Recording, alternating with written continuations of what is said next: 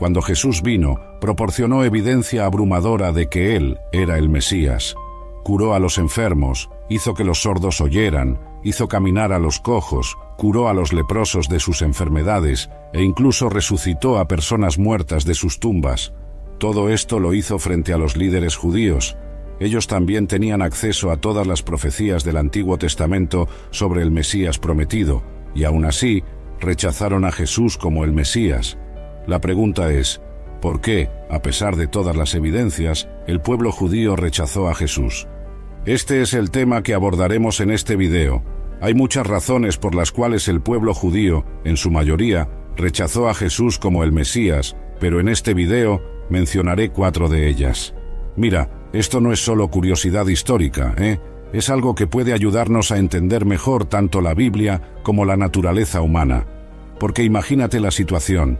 Tienes a un pueblo que había esperado al Mesías durante siglos, que conocía las profecías de memoria, que tenía todos los elementos para reconocerlo cuando apareciera. Y de repente aparece Jesús. No era cualquier persona, gente. Este hombre llegó con credenciales que ningún impostor podría falsificar. Los ciegos veían, los sordos escuchaban, los cojos caminaban como si nada hubiera pasado. ¿Y sabes qué? También resucitaba muertos. No estamos hablando de trucos de magia ni ilusiones ópticas. Los líderes religiosos judíos vieron todo esto con sus propios ojos. No podían negar lo que estaba pasando delante de sus narices. Tenían acceso completo a las escrituras proféticas del Antiguo Testamento. Conocían cada detalle de cómo sería el Mesías cuando llegara a Israel. Sin embargo, algo completamente inesperado sucedió. A pesar de toda esta evidencia abrumadora, a pesar de los milagros innegables que presenciaron directamente, a pesar de las profecías cumplidas ante sus ojos, la mayoría del pueblo judío rechazó categóricamente a Jesús como el Mesías prometido. Esto me fascina, porque no fue una decisión tomada por ignorancia o falta de información. Fue una elección deliberada y consciente que tenía raíces muy profundas en sus expectativas culturales, sus tradiciones religiosas y su comprensión particular de las profecías mesiánicas. Para entender realmente por qué los judíos rechazaron a Jesús como el Mesías, primero tienes que imaginarte cómo era la vida diaria de un judío ordinario en el primer siglo después de Cristo. Gente, no era nada fácil vivir en esas condiciones. Cada mañana se levantaban sabiendo que eran prácticamente extranjeros en su propia tierra prometida, la tierra que Dios mismo había prometido a Abraham, Isaac y Jacob. Roma controlaba absolutamente todo en sus vidas. Sus impuestos eran aplastantes. Su gobierno local estaba subordinado a decisiones romanas. Sus decisiones políticas más importantes tenían que ser aprobadas por funcionarios paganos. Los soldados romanos patrullaban constantemente sus calles como si fueran territorio conquistado, que básicamente era exactamente lo que era la situación real. Imagínate el dolor emocional y espiritual profundo de esta realidad diaria. Estos no eran cualquier pueblo, eran los descendientes directos de Abraham, Isaac y Jacob. Eran el pueblo especialmente elegido de Dios, herederos de promesas divinas específicas que incluían el dominio y la soberanía sobre esa misma tierra que ahora estaba completamente bajo el control de extranjeros paganos que adoraban múltiples dioses falsos. Durante muchas generaciones consecutivas, los rabinos más respetados habían enseñado consistentemente que cuando finalmente viniera el Mesías prometido, Él los liberaría completamente de toda forma de opresión extranjera. Las profecías del Antiguo Testamento eran absolutamente claras al respecto, sin ninguna ambigüedad posible. El Salmo 2, versículo 6, habla específicamente del Mesías reinando con vara de hierro sobre todas las naciones. Joel capítulo 3, versículos 1 al 17, describe vívidamente la purificación completa del mundo del mal cuando llegue el tiempo mesiánico. Estas no eran promesas vagas o simbólicas, eran expectativas concretas y específicas. Isaías capítulo 2, versículo 4, pintaba un cuadro hermoso y esperanzador del futuro. Las naciones convertirían sus espadas en rejas de arado y sus lanzas en hoces, y no se prepararían más para la guerra. Esta era la esperanza brillante que los mantenía emocionalmente vivos durante la humillación y opresión diaria que experimentaban bajo el dominio romano. Entonces, Cuando apareció Jesús en la escena histórica con poder sobrenatural, absolutamente evidente e innegable, las expectativas mesiánicas se dispararon hasta las nubes. Finalmente había llegado alguien que podía hacer cosas completamente imposibles para cualquier ser humano normal: sanar enfermedades consideradas absolutamente incurables, controlar las fuerzas mismas de la naturaleza como si fueran juguetes, e incluso vencer a la muerte misma. Pero aquí estaba el problema fundamental, y es algo que muchos estudiosos modernos no logran entender completamente. Jesús no estaba organizando ningún tipo de rebelión militar contra el Imperio Romano. No estaba reclutando ejércitos de liberación ni estableciendo ningún tipo de gobierno terrenal visible. No estaba echando físicamente a los soldados romanos de la tierra prometida como todos esperaban. En lugar de hacer estas cosas esperadas, hablaba constantemente de un reino misterioso y espiritual que parecía no tener manifestaciones políticas inmediatas. Predicaba sobre amar a los enemigos, algo completamente opuesto y revolucionario comparado con su deseo natural y comprensible de venganza contra sus opresores romanos. Les decía claramente que su reino no era de este mundo físico, precisamente cuando ellos necesitaban desesperadamente un reino muy real, muy tangible y muy terrenal, que los liberara de su sufrimiento inmediato y concreto. Esta desconexión fundamental entre lo que esperaban recibir y lo que Jesús realmente ofrecía creó una tensión enorme e insoportable que eventualmente resultaría en su rechazo masivo como el Mesías prometido por las Escrituras. Aquí es donde la historia se pone realmente fascinante e increíblemente compleja, gente. Los profetas del Antiguo Testamento recibieron revelaciones genuinas y precisas sobre el Mesías venidero, pero había algo fundamental que no entendieron completamente en su momento: que habría dos venidas completamente distintas del mismo Mesías, separadas por un período extraordinariamente largo que se extendería literalmente por milenios. Este concepto revolucionario de dos venidas mesiánicas separadas fue precisamente lo que el apóstol Pablo llamó un misterio divino que había estado cuidadosamente oculto de todas las generaciones anteriores.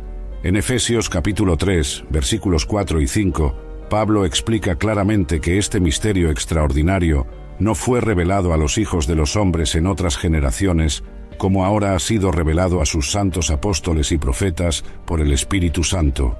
Los profetas del Antiguo Testamento, por inspiración divina, veían todas las profecías mesiánicas como si fueran un solo evento gigantesco y unificado. Era exactamente como si estuvieran mirando una imponente cadena montañosa desde una gran distancia. Podían ver claramente dos picos montañosos distintos, pero no podían distinguir para nada que había un valle profundo y extenso entre ellos.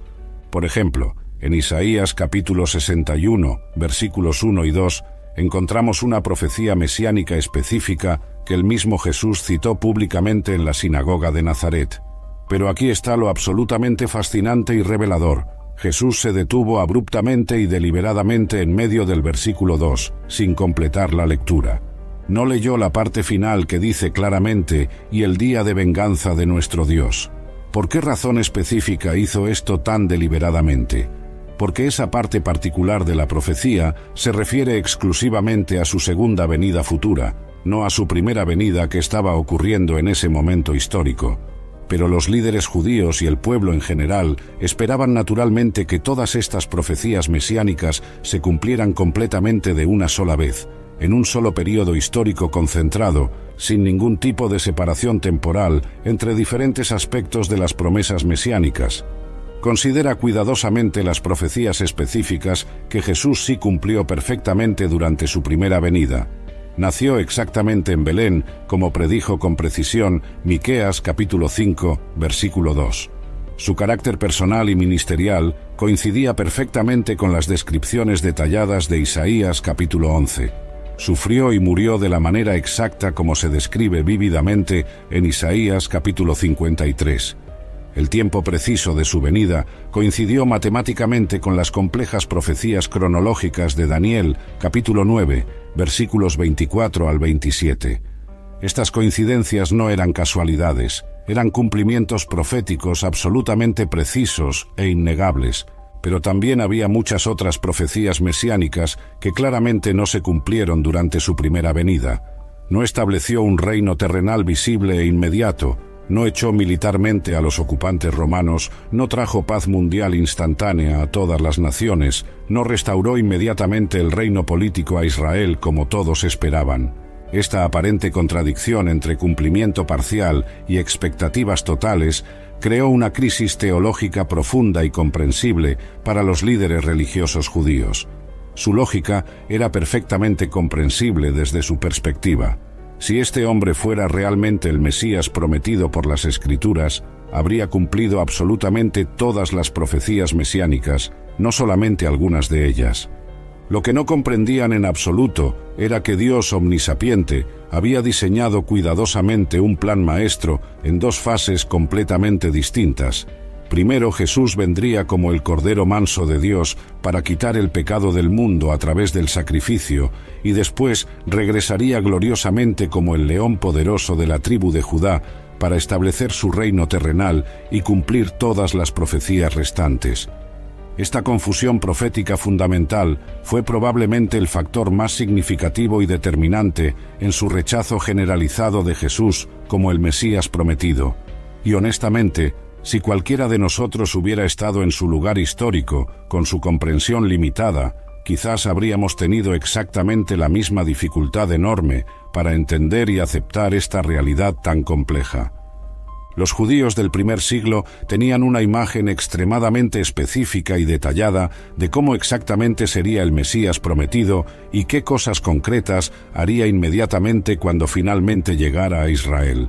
Estas expectativas profundamente arraigadas habían sido cuidadosamente moldeadas durante muchos siglos de enseñanza rabínica intensiva y su comprensión predominantemente literal de la mayoría de las profecías del Antiguo Testamento. Primero y más importante, esperaban categóricamente que el Mesías restaurara el reino político a Israel de manera completamente inmediata y visible para todas las naciones circundantes.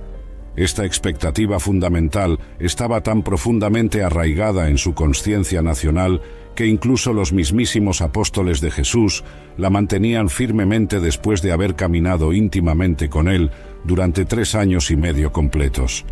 En Hechos capítulo 1, versículos 6 y 7, precisamente justo antes de que Jesús ascendiera definitivamente al cielo, los apóstoles le preguntaron directamente: «Señor, ¿restaurarás el reino a Israel en este tiempo?». Nota cuidadosamente que no le preguntaron si lo haría eventualmente, sino específicamente cuándo lo haría inmediatamente. Era una expectativa tan tremendamente fuerte y universal que incluso aquellos que habían estado más cercanos a Jesús durante su ministerio terrenal lucharon enormemente para comprenderla y procesarla adecuadamente desde una perspectiva completamente diferente. Segundo, esperaban incondicionalmente que el Mesías purificara el mundo entero del mal de manera absolutamente inmediata y completa. Profecías específicas como Joel, capítulo 3, describían vívidamente un tiempo futuro cuando Dios Todopoderoso juzgaría personalmente a todas las naciones de la tierra y establecería justicia perfecta universalmente. Los judíos esperaban naturalmente que el Mesías prometido ejecutara juicio divino inmediato y severo sobre todos sus enemigos, especialmente sobre los detestados romanos que los oprimían tan cruelmente día tras día sin misericordia alguna. Tercero, esperaban firmemente que el Mesías trajera paz mundial absolutamente instantánea y universal a toda la humanidad. Isaías capítulo 2, versículo 4, habla específicamente de un tiempo glorioso cuando volverán sus espadas en rejas de arado y sus lanzas en hoces. No alzará espada nación contra nación, ni se adiestrarán más para la guerra. Esperaban que el Mesías inaugurara inmediatamente esta era dorada de paz universal absoluta desde el mismísimo momento de su manifestación pública como el libertador de Israel prometido por las profecías ancestrales. Cuarto, esperaban que el Mesías regenerara completa e instantáneamente la vida espiritual de todo Israel como nación escogida. Profecías como Jeremías capítulo 31, versículos 31 al 34, hablan detalladamente de una nueva alianza revolucionaria donde Dios escribiría su ley directamente en los corazones del pueblo y absolutamente todos lo conocerían íntimamente, desde el menor hasta el mayor. El problema fundamental y desconcertante era que Jesús no cumplió ninguna de estas expectativas básicas de la manera específica que ellos esperaban y habían sido enseñados a esperar durante generaciones enteras. En lugar de establecer un reino político terrenal inmediato y visible, Jesús habló consistentemente de un reino misterioso y espiritual que estaba cerca, pero evidentemente no completamente manifestado todavía en términos políticos tangibles. En lugar de traer juicio divino inmediato y severo sobre los enemigos de Israel, Jesús enseñó revolucionariamente a amar a los enemigos y a orar fervientemente por aquellos que los perseguían y maltrataban. Esto era completamente revolucionario y profundamente perturbador para quienes esperaban desesperadamente venganza divina justificada contra sus brutales opresores romanos. En lugar de traer paz mundial inmediata y universal, Jesús advirtió claramente que su mensaje traería división temporal, incluso dentro de las familias más unidas. En Mateo capítulo 10, versículo 34, declaró sorprendentemente: «No penséis que he venido para traer paz a la tierra, no he venido para traer paz, sino espada». Estas declaraciones chocaron directa y violentamente con las expectativas mesiánicas judías más fundamentales y crearon un conflicto cognitivo insoportable que la gran mayoría simplemente no pudo resolver favorablemente hacia Jesús como el Mesías verdadero. Pero si las expectativas mesiánicas aparentemente no cumplidas fueron un problema serio y perturbador, las afirmaciones directas de divinidad que Jesús hizo repetidamente fueron un escándalo absolutamente explosivo y mucho mayor para todo el pueblo judío sin excepción. Para entender completamente por qué esto fue tan problemático y escandaloso, necesitas comprender profundamente el corazón mismo y el fundamento central de toda la fe judía tradicional. Desde la más temprana infancia, absolutamente todo niño judío aprendía cuidadosamente y recitaba diariamente el Shema, que era considerada la oración más sagrada y fundamental de toda su fe religiosa, tomada directamente de Deuteronomio capítulo 6, versículos 4 y 5. «Oye Israel, Jehová nuestro Dios, Jehová uno es, y amarás a Jehová tu Dios de todo tu corazón y de toda tu alma y con todas tus fuerzas». Esta oración extraordinariamente importante se recitaba religiosamente al menos 2 veces completas al día en todos sus servicios religiosos formales, sin ninguna excepción posible.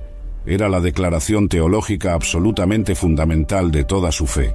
Dios es uno, completamente único, totalmente indivisible, y no hay absolutamente ningún otro Dios legítimo fuera de Jehová. Esta creencia monoteísta estaba tan profunda y permanentemente arraigada en su conciencia religiosa colectiva que cualquier sugerencia remota de que otra persona pudiera compartir divinidad era automáticamente considerada blasfemia de la peor y más grave clase imaginable. Entonces llegó Jesús haciendo afirmaciones que sonaban exactamente como blasfemia pura y absoluta para oídos judíos tradicionalmente entrenados. En Juan capítulo 8, versículo 58, Jesús declaró audazmente: de cierto os digo, antes que Abraham fuese, yo soy». Esta afirmación particular era absolutamente explosiva y escandalosa por 2 razones fundamentales. Primero, Jesús estaba afirmando categóricamente que había existido personalmente antes que Abraham, lo cual implicaba necesariamente una existencia eterna que solamente Dios Todopoderoso podía poseer legítimamente. Segundo, y mucho más escandaloso aún desde la perspectiva judía, usó deliberadamente las palabras específicas «yo soy», que era precisamente el nombre sagrado e inefable de Dios que había sido revelado exclusivamente a Moisés en la experiencia extraordinaria de la zarza ardiente. Los líderes judíos presentes comprendieron exacta e inmediatamente lo que Jesús estaba afirmando sin ninguna ambigüedad posible. No había ninguna confusión sobre el significado de sus palabras. Por eso mismo, el versículo inmediatamente siguiente dice claramente: «Tomaron entonces piedras para arrojárselas, pero Jesús se escondió y salió del templo». La blasfemia era castigada invariablemente con muerte inmediata por lapidación pública, según la ley judía tradicional, sin ninguna excepción o apelación posible. En otra ocasión igualmente escandalosa, registrada en Juan capítulo 10, versículo 30, Jesús declaró aún más directamente: yo y el Padre uno somos. Nuevamente, los líderes judíos entendieron perfecta e inmediatamente la implicación teológica revolucionaria. Jesús estaba afirmando una unidad esencial e íntima con Dios Padre, lo cual contradecía directa y categóricamente su comprensión fundamental del Shema y todo lo que habían aprendido sobre el monoteísmo estricto. Su respuesta fue absolutamente inmediata y violenta. Entonces los judíos volvieron a tomar piedras para apedrearle. Cuando Jesús les preguntó específicamente por cuál buena obra lo apedreaban, respondieron con total claridad: por la blasfemia, porque tú, siendo hombre, te haces Dios. Este era precisamente el dilema teológico central e insuperable para la mentalidad judía tradicional. ¿Cómo podía cualquier hombre afirmar legítimamente ser Dios y al mismo tiempo seguir siendo absolutamente verdad que Jehová nuestro Dios, Jehová uno es? Para ellos, estas dos afirmaciones eran completa y permanentemente mutuamente excluyentes, sin ninguna posibilidad de reconciliación teológica. La idea revolucionaria de que Dios omnipotente pudiera encarnarse literalmente en forma humana visible era completamente ajena y contradictoria a toda su teología tradicional heredada. No tenían absolutamente ninguna categoría mental preexistente para procesar conceptos como la Trinidad o la naturaleza dual de Cristo como completamente Dios y completamente hombre simultáneamente.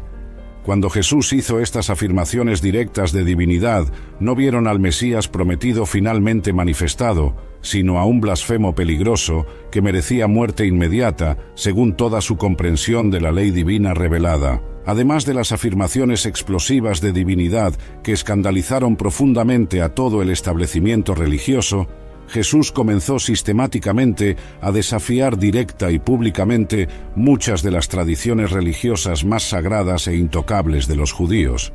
Para entender completamente por qué esto fue tan tremendamente problemático y amenazante, imagina por un momento que alguien completamente desconocido llegara a tu iglesia local y comenzara abiertamente a cuestionar y criticar prácticas fundamentales que han sido parte integral de tu fe durante muchas generaciones consecutivas.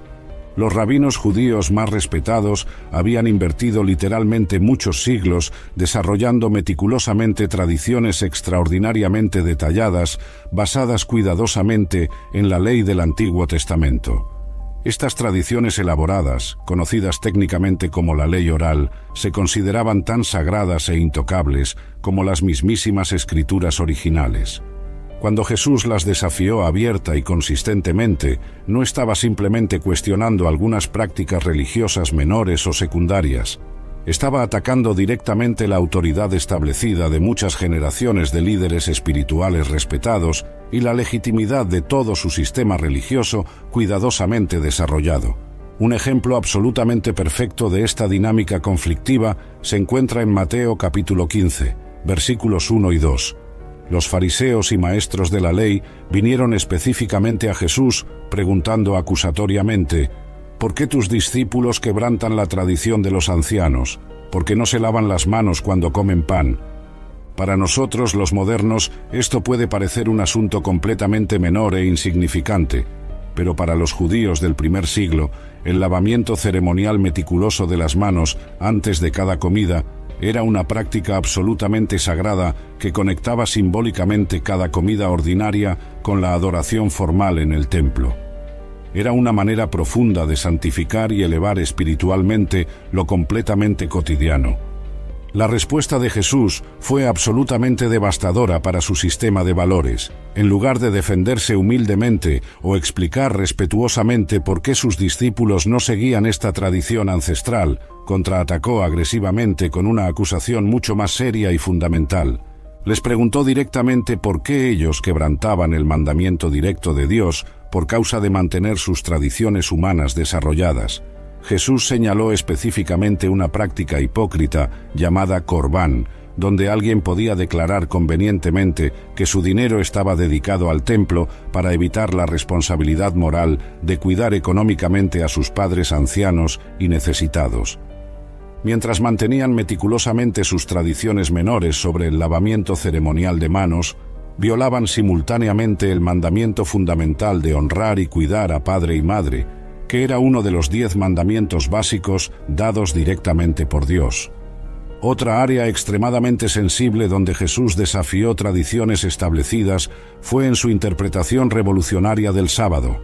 Los rabinos habían desarrollado meticulosamente 39 categorías principales de trabajo específicamente prohibido en día sábado, con subcategorías elaboradas que llegaban literalmente a cientos de reglas específicas y detalladas.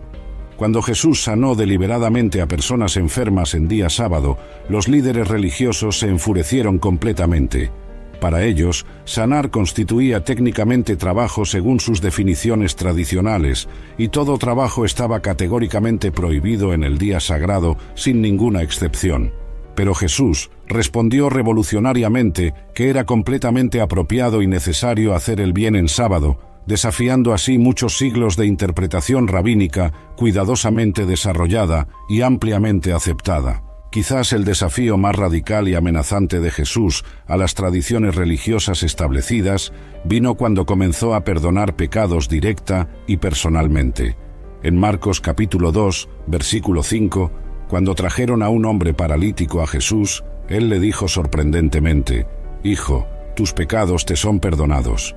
Esta declaración causó conmoción inmediata y profunda entre todos los maestros de la ley presentes. Pensaron escandalizados en sus corazones: ¿por qué habla éste así? Blasfemias dice: ¿quién puede perdonar pecados, sino solo Dios? Para los judíos tradicionalmente educados, el perdón legítimo de pecados solamente podía venir a través del sistema sacrificial elaborado establecido en el templo, cuidadosamente mediado por sacerdotes oficiales según los procedimientos extremadamente detallados especificados en Levítico. Jesús estaba bypassing completamente este sistema religioso establecido, afirmando tener autoridad personal directa para perdonar pecados inmediatamente, sin ningún intermediario religioso tradicional. Cuanto más Jesús desafiaba consistentemente sus tradiciones más sagradas, más amenazados y defensivos se sentían los líderes religiosos establecidos, viendo su autoridad siendo socavada sistemáticamente. Llegamos ahora a la razón más profunda, perturbadora y difícil de entender del rechazo judío masivo a Jesús: el endurecimiento deliberado y consciente de sus corazones ante evidencias que eran absolutamente irrefutables e innegables. Esta es quizás la parte más difícil de procesar y comprender, porque involucra los aspectos más oscuros de la naturaleza del corazón humano cuando se resiste obstinadamente a la verdad evidente. El ejemplo más claro y dramático de esta dinámica perturbadora lo encontramos registrado en Juan capítulo 11, donde Jesús resucita milagrosamente a Lázaro después de que había estado completamente muerto durante 4 días completos. Este no fue el caso de alguien que había estado simplemente inconsciente o en algún tipo de coma profundo. Lázaro había estado literalmente en la tumba el tiempo suficiente para que el proceso natural de descomposición hubiera comenzado visiblemente. Cuando Jesús finalmente llegó a Betania, Marta le dijo con total franqueza: «Señor, hiede ya, porque es de 4 días». No había absolutamente ninguna duda posible de que Lázaro estaba completa y definitivamente muerto. Sin embargo, ante la voz poderosa de Jesús, este hombre completamente muerto salió de la tumba, envuelto en los lienzos mortuorios tradicionales, completamente vivo y perfectamente restaurado. ¿Cuál fue la respuesta del pueblo judío ante este milagro absolutamente extraordinario e innegable? Juan capítulo 11, versículo 45 nos dice: «Entonces muchos de los judíos que habían venido para acompañar a María y vieron lo que hizo Jesús, creyeron en él». Pero el versículo inmediatamente siguiente revela algo mucho más siniestro y perturbador. Pero algunos de ellos fueron a los fariseos y les dijeron lo que Jesús había hecho.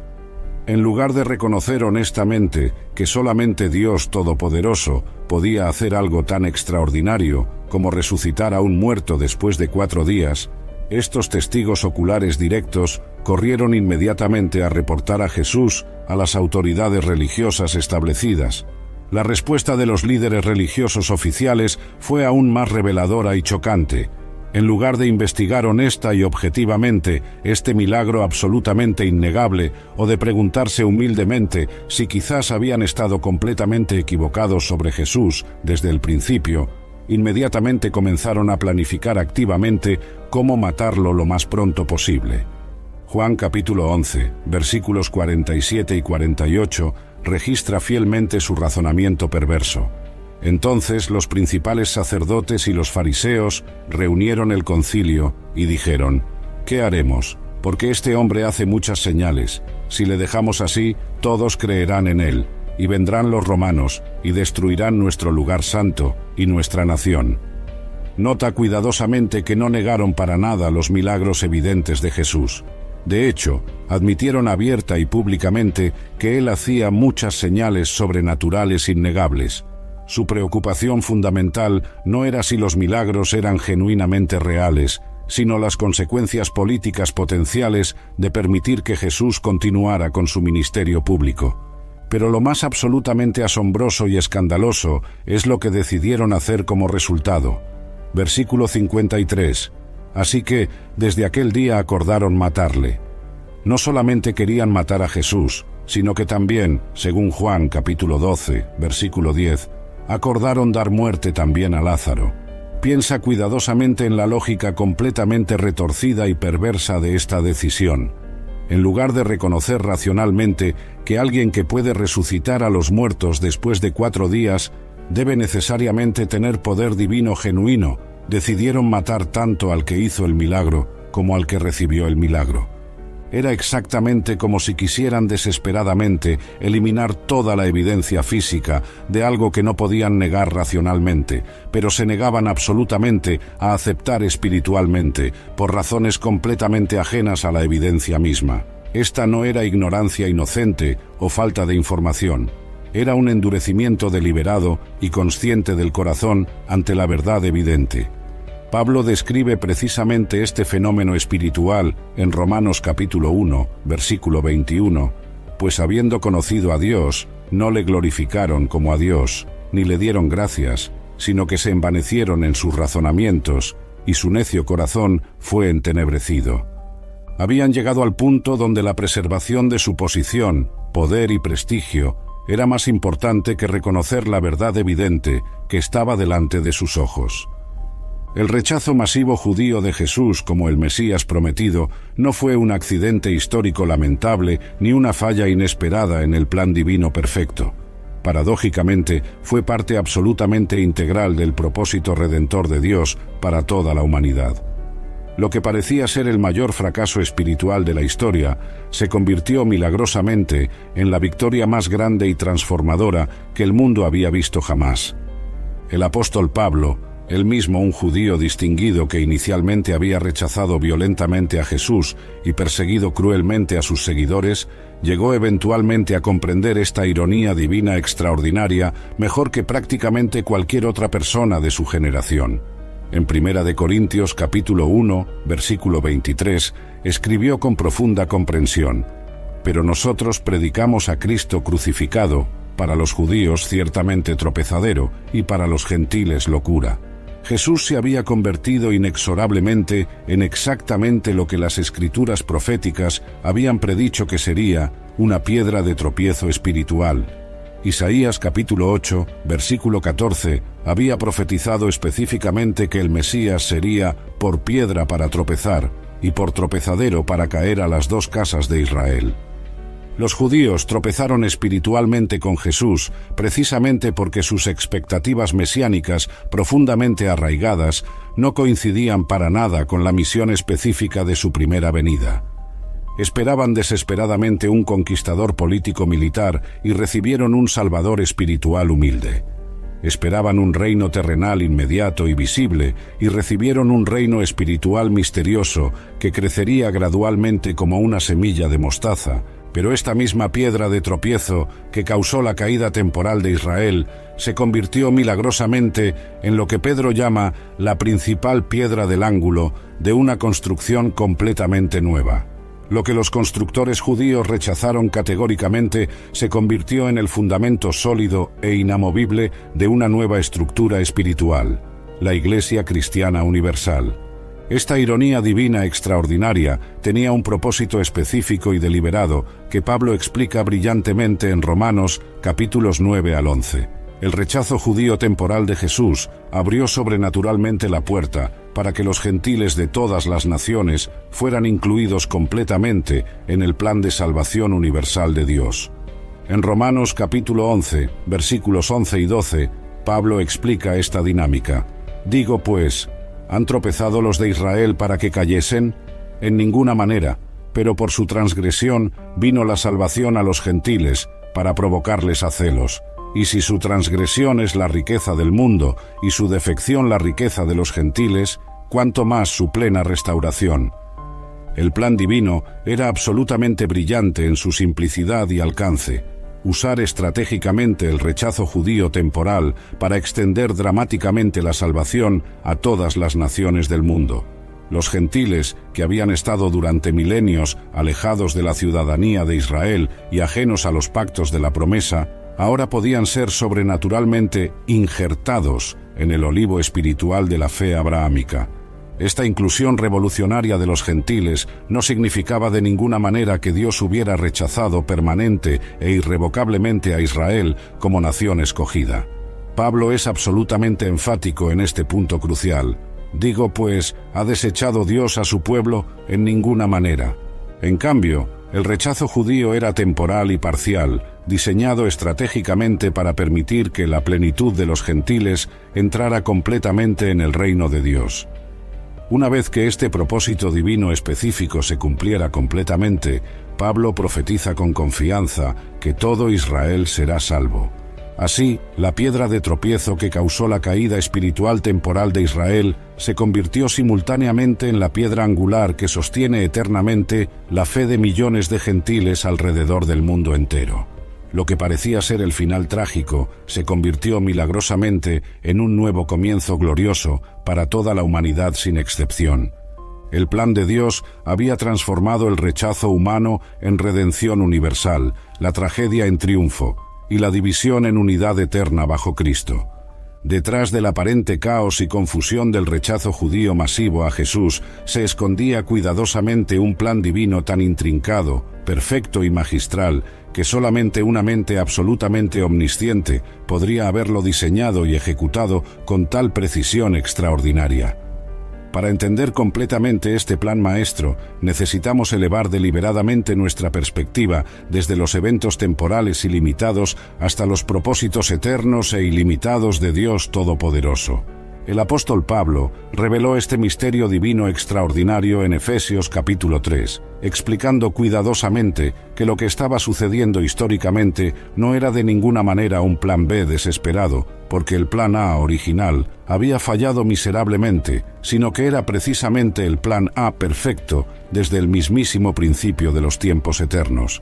En versículo 9 dice que Dios quería específicamente aclarar a todos cuál sea la dispensación del misterio escondido desde los siglos en Dios. Este no era un plan improvisado o una reacción divina ante circunstancias inesperadas. Era una estrategia deliberada que había estado cuidadosamente oculta durante milenios. ¿Cuál era específicamente este misterio divino tan cuidadosamente guardado? Versículo 6 lo explica con absoluta claridad, que los gentiles son coherederos y miembros del mismo cuerpo y copartícipes de la promesa en Cristo Jesús por medio del Evangelio. Dios omnisciente siempre había planeado incluir completamente a todas las naciones de la tierra en su familia espiritual, pero había mantenido este propósito universal parcialmente oculto hasta el momento históricamente adecuado para su revelación completa.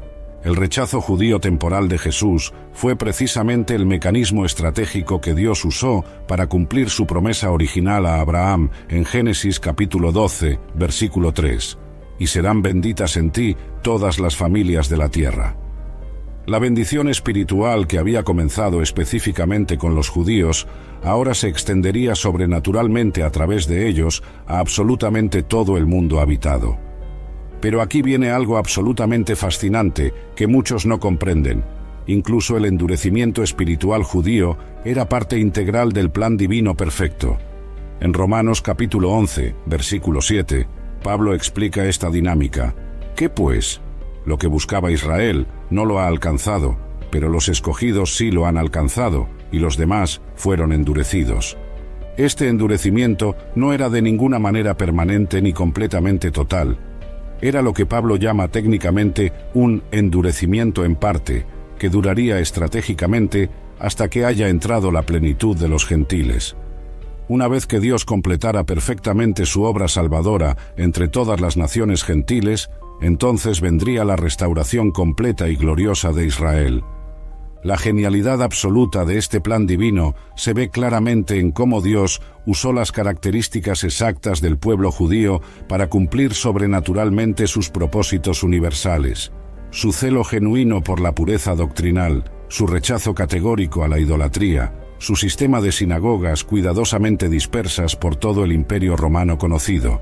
Absolutamente todo esto se convirtió en herramientas perfectas para la expansión acelerada del evangelio cristiano. Cuando los judíos rechazaron consistentemente el mensaje de los apóstoles en las sinagogas locales, estos se dirigieron inmediatamente a los gentiles receptivos en esas mismas ciudades. El mismo celo religioso que los llevó a rechazar a Jesús, los llevó simultáneamente a preservar meticulosamente las escrituras del Antiguo Testamento que profetizaban sobre él, proporcionando así el fundamento bíblico sólido para toda la fe cristiana futura. Además, la dispersión judía histórica por todo el mundo conocido había preparado providencialmente el camino para la expansión extraordinariamente rápida del cristianismo por todas las naciones. Dondequiera que Pablo viajaba en sus jornadas misioneras, encontraba invariablemente comunidades judías establecidas que habían preservado fielmente el conocimiento del verdadero Dios y las esperanzas mesiánicas, proporcionando un punto de partida natural y efectivo para predicar específicamente sobre Jesús como el Mesías prometido. Incluso la crucifixión brutal de Jesús, que resultó directamente del rechazo judío coordinado, era absolutamente necesaria para el plan completo de salvación universal. Sin la cruz no habría expiación por los pecados, sin expiación no habría perdón posible, sin perdón no habría salvación disponible para judíos ni gentiles por igual. El plan divino había orquestado cada elemento perfectamente. Mientras reflexionamos profundamente sobre todas las razones complejas del rechazo judío histórico a Jesús como el Mesías prometido, es absolutamente crucial entender que esta historia extraordinaria aún no ha terminado completamente. El plan de Dios para Israel como nación escogida tiene un futuro absolutamente glorioso que trasciende completamente su rechazo temporal del Mesías durante su primera venida. Pablo fue extraordinariamente claro sobre esta esperanza futura en Romanos capítulo 11, versículo 26. Y luego todo Israel será salvo, como está escrito: vendrá de Sión el libertador, que apartará de Jacob la impiedad. Esta profecía específica señala directamente hacia la segunda venida gloriosa de Cristo, cuando finalmente se cumplirán todas las expectativas mesiánicas que no se realizaron durante su primera venida humilde. Durante el reino milenario futuro de Cristo, que durará exactamente 1000 años según Apocalipsis capítulo 20, Jesús establecerá precisamente el tipo de reino terrenal que los judíos esperaban desesperadamente durante su primera venida. Él gobernará personalmente desde Jerusalén, traerá paz mundial universal y permanente, juzgará a todas las naciones con justicia perfecta y restaurará completamente a Israel a su lugar de prominencia entre todas las naciones de la tierra. Las profecías que parecían completamente contradictorias finalmente se resolverán perfectamente cuando entendamos que se refieren específicamente a dos venidas completamente diferentes del mismo Mesías. Isaías capítulo 61, que Jesús citó deliberadamente de manera parcial, se completará finalmente cuando Él regrese en gloria y proclame completamente el día de venganza de nuestro Dios. Pero mientras esperamos pacientemente ese futuro glorioso, ¿qué podemos aprender nosotros específicamente, como gentiles incluidos, del rechazo judío histórico a Jesús? Las lecciones son extraordinariamente profundas y directamente aplicables a nuestras propias vidas contemporáneas, de maneras que quizás no habíamos considerado anteriormente. Primero, debemos examinar honestamente nuestras propias expectativas preconcebidas sobre cómo exactamente Dios debería actuar en nuestras circunstancias. Los judíos rechazaron a Jesús porque no cumplía sus expectativas religiosas preconcebidas. ¿Cuántas veces nosotros limitamos inconscientemente a Dios con nuestras propias ideas restrictivas de cómo Él debería responder a nuestras oraciones o resolver nuestros problemas específicos? Segundo, debemos cuidarnos constantemente del orgullo religioso sutil que puede cegar progresivamente nuestros ojos espirituales a la verdad evidente. Los líderes judíos tenían tanto personal y profesionalmente invertido en sus tradiciones ancestrales y autoridad establecida que no pudieron reconocer a Dios cuando se presentó de una manera diferente a la esperada tradicionalmente. Tercero, debemos mantener deliberadamente corazones tiernos y receptivos ante toda evidencia de la obra sobrenatural de Dios, incluso cuando desafía fundamentalmente nuestras ideas preconcebidas más arraigadas. El endurecimiento progresivo del corazón que observamos en algunos líderes judíos es un peligro espiritual constante para absolutamente cualquier persona religiosa sin excepción. Cuarto, debemos recordar humildemente que el plan de Dios siempre es exponencialmente más grande, más inclusivo y más maravilloso de lo que jamás podemos imaginar humanamente. Mientras los judíos esperaban un reino exclusivo para su nación escogida, Dios tenía en mente desde la eternidad un reino que incluiría gloriosa y completamente a todas las naciones de la tierra. Finalmente, debemos mantener una humildad profunda al reconocer que nosotros, como gentiles, hemos sido sobrenaturalmente injertados en el olivo ancestral de la fe israelita. Como Pablo advierte seriamente en Romanos capítulo 11, versículo 20, «No te ensoberbezcas, sino teme». Nuestra inclusión maravillosa en el plan de Dios no es motivo de orgullo sobre los judíos, sino de gratitud humilde y constante hacia la gracia divina extraordinaria.